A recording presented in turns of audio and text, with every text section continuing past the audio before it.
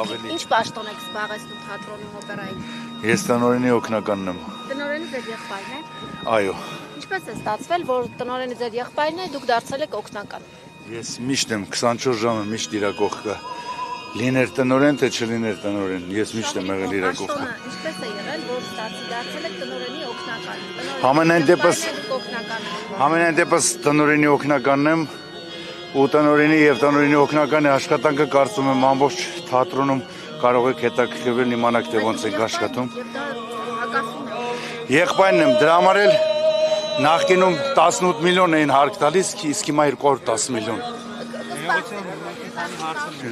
Լավ է բերջ։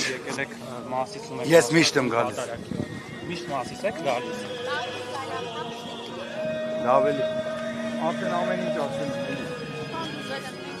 Արդեն ամեն ինչ ասել եմ, էլի միշտ արդեն ամեն օրը նույն բանն ենք ասել։ Ասած որ իր աջակիցները գնան, եկեղեցիներ, քահանաների հետ զրուցեն, Ես չգիտեմ, ես խնդրում եմ, էլի դուք քահանաների հետ կզրուցեք այդ։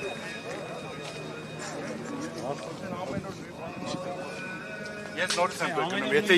եթե ես մեղ գործածել էին, մի 100 անգամ ասել եմ, ստեղ չէի լինի։ Իսկ ով որ մեղ գործեց, տեսակ, սուտ խոսած, որ ես խմացեմ, սուտ խոսած, որ դուռը ջարդեցինք, սուտ խոսած, որ եւ Աստծո պատիժը նույն րոպեին ստացավ։